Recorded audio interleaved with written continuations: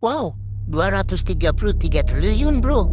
Bukan dana bantuan, bukan investasi asing, tapi uang rakyat yang nganggur. Hehehe. Iya, dana pemerintah daerah yang cuma tidur manis di bank. Sementara rakyatnya masih banyak yang kerja lembur, tapi harga sembako semakin brutal. Jadi ini strategi cerdas biar aman atau strategi males biar nyaman? Santai bro, kita bedah bareng-bareng. Karena di balik dana yang tidur, ada kebijakan yang bikin rakyat melek. Hehehe.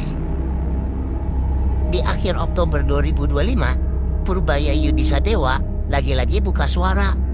Katanya masih ada dana pemerintah daerah atau Pemda sebesar 233 triliun rupiah yang belum terserap alias nganggur di bank. Dikutip dari Kompas.com, total dana pemerintah daerah yang masih parkir di perbankan mencapai 233 triliun rupiah per Oktober 2025. Bayangin bro, 233 triliun rupiah itu nggak jalan, cuma tidur doang.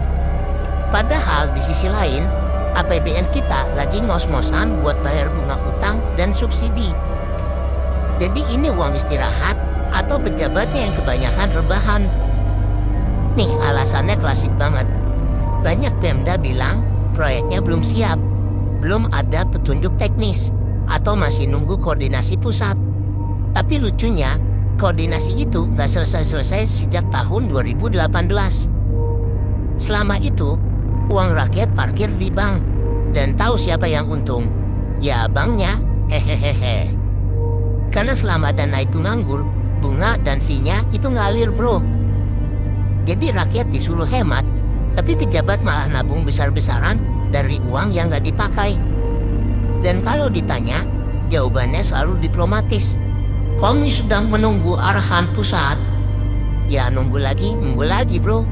Rakyat udah nunggu hasilnya, bukan alasannya. Oke, biar adil, kita lihat dari sisi kebijakan. Menurut ekonomi bisnis.com, Purbaya bilang, LPS bersama pemerintah akan menyalurkan sebagian dana tersebut ke sektor produktif agar uang tidak mengendap. Kedengerannya sih keren bro.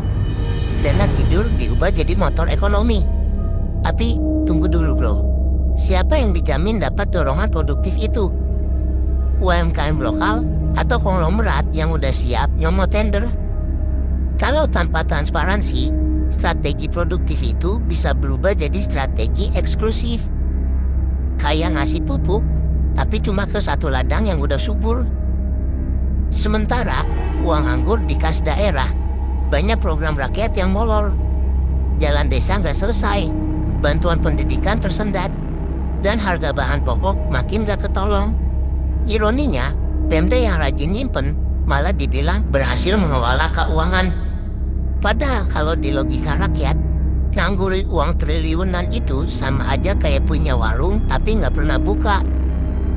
Rakyat butuh kerja nyata, bukan laporan keuangan yang rapi di Microsoft Excel. Kalau mau ekonomi daerah hidup, uang daerah juga harus kerja, bukan tidur. Pemerintah pusat bisa bikin mekanisme baru.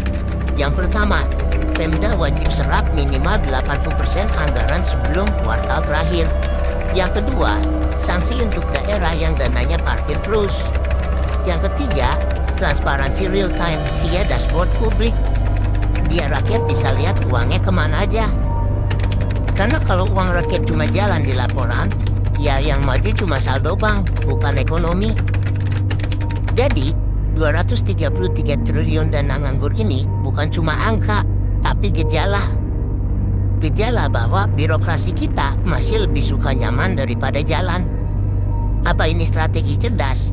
Ya bisa jadi. Tapi kalau rakyat belum ngerasain hasilnya, ya itu cuma strategi tidur yang dibungkus jargon produktif. Jangan lupa like, share, and subscribe biar makin banyak yang sadar. Karena kalau uang rakyat terus tidur, jangan salahin kalau ekonomi kita ikut koma. Banyak yang takut sama kebenaran, tapi gue lebih muak sama kedunguan. Gue misterius, cabut.